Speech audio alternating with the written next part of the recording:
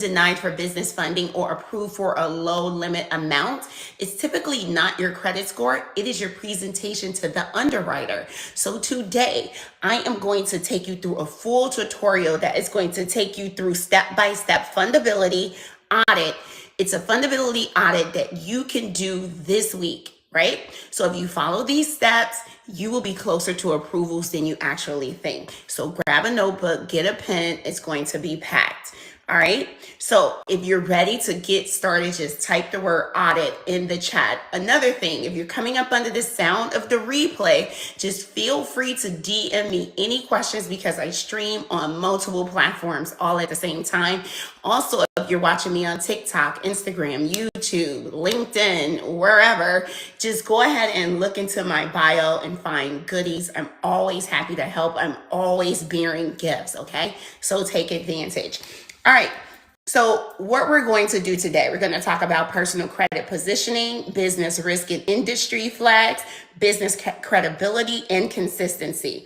We're going to audit all three.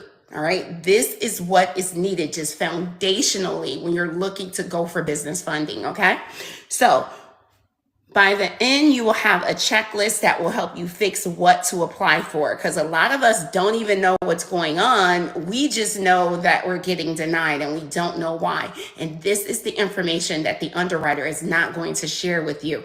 You're going to get a denial, but you're not going to get the reason why. All right. So step one, I want you to pull your full credit report. This action step number one is to pull your full credit report, not just the score itself. We need to see what's on it. All right. So focus on the report, not the score. Clean your personal information. I can't stress that enough. When you pull up your credit report, you will typically see multiple spellings of your name, your address, and your employer. We need you to clean it all up. You need one name, one address, one employer, all right? Any misspelled names, any old addresses, any place you've never lived before, any old employers, clean it all up. Why does this matter? These items connect you to your old accounts, unbeknownst to you. So this is the pre-work that is required before you start disputing any inaccuracies on your credit report. Because when you open up a credit account, your address is linked to that account and a serial number is attached on your credit report. So in this action step, I want you to write down every incorrect spelling, every old address, and every old employer. Write it down. Your goal is to keep only one of each. Take note, all right?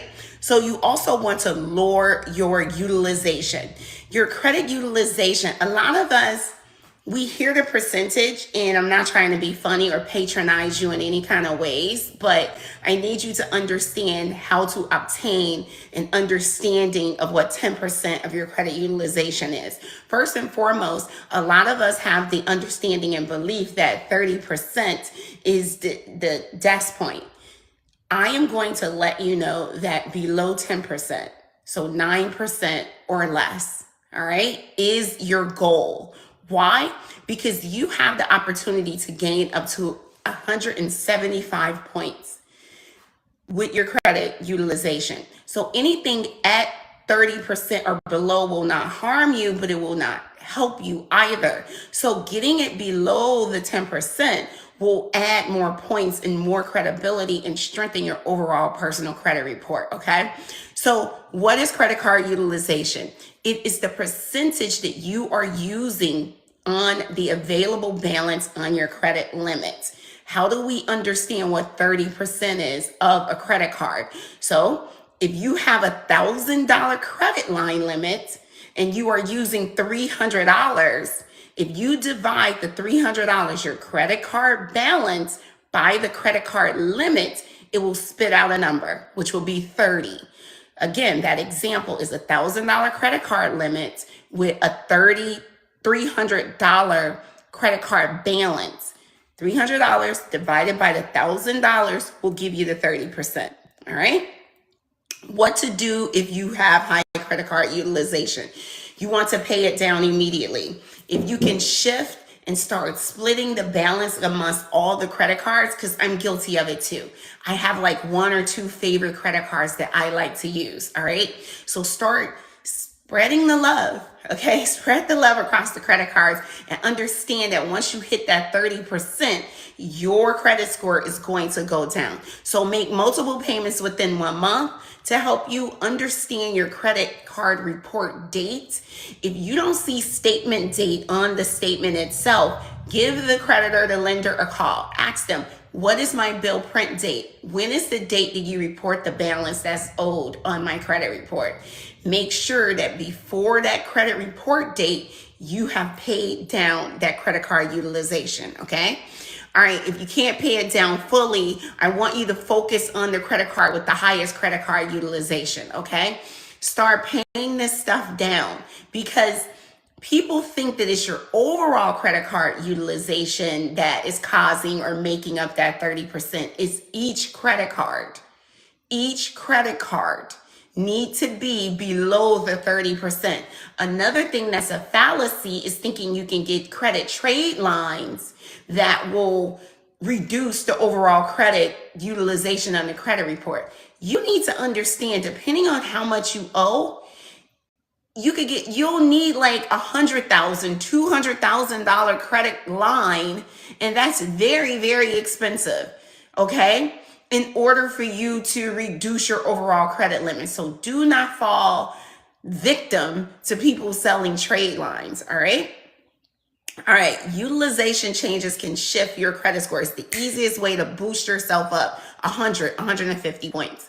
All right, so I want you to also, when you're looking at your personal credit report, is to identify any negatives that block your approvals. What would that be? That would be late payments, collections, charge-offs, things of that nature, bankruptcies, public records, lawsuits. Do you have any of that? Whatever platform you're looking at me on, look into my description or my bio or links that are available to you. I have something at a very low cost, AI Credit Repair Secrets, which will give you the step-by-step, the prompts and everything, as well as with a course to teach you how to upload your credit report and to spit out a customized letter that will help you get these things off. Dispute this stuff yourself, okay? It can be done. You guys have the blessing of AI. I didn't have that blessing when I was fighting my bankruptcy, all right? So write down each negative item, note the creditor, the date, all that stuff. Well, actually, you don't even need to do that manually. Just upload your credit report to the GPT that's included in the course and AI bundle that comes along. And it's going to teach you step by step how to make customized letters in seconds. All right. Now, here's step number 2. Check the risk flags. People do not, this step is why people with good credit still get denied. So you have people with 760, 800 still getting denied because you skipped this step. So if that's you, if you're someone with a 680 plus credit score and you still keep getting low limit approvals or denials, you are not paying attention to the credibility and the red flag. So listen up. All right. So you want to go ahead and take note right now. You want to search the risky SIC lender codes. See if your business is on there. How is your business name? That's another thing. Are you including that risky industry in your business name? Your company name that you're asking for funding for and your actual business name does not need to be the same. Okay, this is the purpose of a DBA. And this is the purpose, and I'm teaching you how to build a brand new company from scratch for funding, all right? So high risk NIC codes, lenders do not like that. You're automatically denied. They don't care about the score. The score does not matter. Banks are there to mitigate risk. So identify your business category and see how have you categorized yourself. You can check this at your Secretary of State. Just do a search wherever you, here's another thing. I run into people who build out their own company and register their own business with the Secretary of State, but are totally disconnected from the fact that this information is public. So you need to get your home address off there, and also don't know that you can go in and make amendments. Any and everything that you've done to your business, you're well within your right to change it. You can change the name, the address, the category, the type of service you're providing, whatever. You can amend anything that is on your business credit. I mean, not your business credit, but your business registration with the state. So go to the Secretary of State's website, search for your business, check to see your NACE's code. You can check it there, and you can also check it at the Duns and Bradstreet. How have you categorized yourself? What type of business do you really have? Leverage AI. You may have just miscategorized yourself. I run into that a lot. How can you categorize yourself where it's more friendly? How could you describe your business in a more funding friendly manner so that when bankers see you, it's not an automatic denial? All right. Some industries get flagged automatically. That doesn't mean you can't get funded, but it means that you need the right positioning and the right strategy. And that's what I'm trying to help you here with today. Your business description, we just went over that. It matters. People don't realize this. I'm telling you, it matters. So write your business description in 1 to 2 sentences. Ask, does it sound like a high risky industry?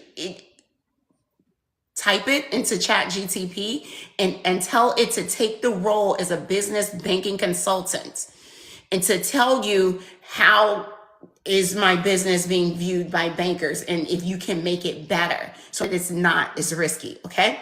Common risky words will be credit repair, trade lines, collections, crypto, forex trading, gambling, audit, firearms, debt settlement, anything that sounds like quick money, real estate, anything in that industry, logistics, anything driving where it's requiring you to be behind the wheel, pickups and drop-offs, trucking, anything that is considered risky. Sometimes the fix is not just changing your business, it's about changing how you describe it so that it matches lenders' acceptance. That's it. They just want to make sure that you're not risky because you have to think about it. They've been giving lending and funds and funding to these industries. So they ended up on this risky list because of the default of the loans. So if anyone has the data on how a company should perform, it's the bank themselves, especially Chase and, JP Morgan, Chase and all those people. They've been around forever. You don't think they have an account in a listing and statistics on the odds of a certain industry not surviving and then you coming in as a newbie? They're not going on that road with you. They're not going on that wild ride with you, okay? They're not taking that risk with you. So you will be well within your right to get the understanding of what is a funding-friendly description, name, and what is acceptable to bankers, all right? So step number 3, you want to check your business credibility. This is the section that gets people in trouble all the time and you get silently denied. Underwriters will deny you and will not tell you that this is the reason. Credibility means truthful and believable. What you place on this credit application, you bringing in $200,000 a year, you taking care of X amount of clients, you've been in business for 8 years and all of this, that, and that. And then they go to check your business credibility and they see that you're not credible online or on paper. And then on top of that, you don't even have a website. So they're looking like, is this just a quick cash grab? Is this person in business for real? How are they named? What is the category? We already went over that, but the credibility comes in at, are you matching what you place on the application in the documentation you bring in, right? As well as online. So online and on paper. Does your information match? Do you have an EIN number? Do you have a professional business address, professional name, website, phone number? Is all that information public knowledge? Is this information the same information registered with the Secretary of State? Is that the same information we're seeing on the application you submitted to us and the website and Duns and Bradstreet? This is how you audit yourself. You're silently denied because of that. How can you come in and asking us for $50,000 and you haven't taken care of this preliminary step? They look at you as non-sophisticated and not ready, and someone like that cannot be trusted with their money. Credibility is key. I am telling you. This is a huge, huge problem. And so I'm coming on here every day so I can drum it into your head. So here's a quick audit for your notes for business credibility. And I have it all written down. I don't want to miss a step. All right. So you want the information to match across the Secretary of State, the IRS, DUNS, your bank account, your website, your business email, phone number, and your Google listing. Google My Business listing is also, they are not making it easy for businesses to register with them as well. So you having a Google My Business boost your business credibility and make sure all that information match. All right. So the action step is you need to make sure that it has the exact, when you do this audit, that it has the exact business legal name. This is across all those platforms I just named. The exact legal business name, the exact address, phone number, email, website, business description, business type, the correct spelling. All right. Check them one by one. All right. Now, let's check the Secretary of State. You want to go and Google whatever your state is. So search for businesses in New York State. The Secretary of State, or search for an LLC in the state of New York. Typically, the Secretary of State's website is right at the top. Click on that, find the search, right? And you can search by name, and you can also search by the, what do you want to call it? The member or the person who created the LLC. You can search by that person's name too. All right. Like the registered agent. So it's different filters that you can do to find your business. All right. So you want to make sure the name and the spelling is right. The category, your NACE's code, is that risky or not? The address, the status, is it active? The registered agent, what information is there? The owner and the manager listing as well. If anything is wrong, write it down, submit an amendment, and correct it. All right. Underwriters look at this. You don't know that, but they do. They look at your website and they look at the Secretary of State as due diligence. This is the primary step. So if you don't pass this primary basic step, then it's an easy denial for them. There's no need in even looking at your financials. If you can't even pass this and be verified as a credible business, that's an easy denial. Next, next, next. So the minimum requirements will be a professional domain, a clear service, who do you serve, the matching address, right? This is for your website. Underwriters look to your website to look at the due diligence package. And here's what they're looking for. They're looking at the professional domain, email itself, clear service, who do you serve, how do you serve them, what do you do? I talked about that in a previous live, all right? Your matching address and phone number, the about page, the contact page, the privacy policy and terms, no broken links. They want to just click and see if this stuff is actually working. Can I get in contact with you from this website? Is this real or is this a dummy website? No coming soon pages, a complete website. All right. Here's your question when you look at your website. Does my site look like a real business that deserves funding? When you look at your website, ask yourself that question. Does my website look like a website that deserves funding? If the answer to that is no, you need to make it so, okay? Now, step number 4, Create your next 7-day action plan. Now we're going to turn your audit into a simple plan, guys. Write down these 3 categories. Number 1, credit fixes, utilization, negative items, personal information. Step number 2, your risk fixes, your industry code, your business description. Step number 3, credibility fixes, matching records, website, Duns and Bradstreet, your banking profile. Pick the top 1 to 2 fixes in each category and handle it this week. Okay, let's get funded. So now listen, this is exactly what we're doing in person, right? But we go a little deeper. So online, I can teach it, but in person is even better. I am having an in-person live boot camp. If you're here in local to Atlanta, find the link. It's somewhere out there, okay? Wherever platform you're watching me on, and go to my description, and I want you to register, all right? It's coming up this month, and we are going to break all of this down. At my in-person event this month, we're going to break down Audit Your Fundability Live, fix your positioning, correct what underwriters are seeing, and map out your funding strategy based on your specific goals. All right. So you can either, if you're live here, you're coming up under the sound of the replay. If I decide to repost this replay, type the word EDGE, and you should be able to receive a link. Check your DMs, register for my upcoming live event. All right. So I am so excited to see you guys. And I want you to understand that business credibility, business name, business category, and business description, and just having everything congruent is just the basic things that they do for due diligence. Do I look like a business that deserves funding? Audit yourself. Make this a habit before you even think about going to the bank asking for funding, okay? So this has been real. This has been amazing. This has been great.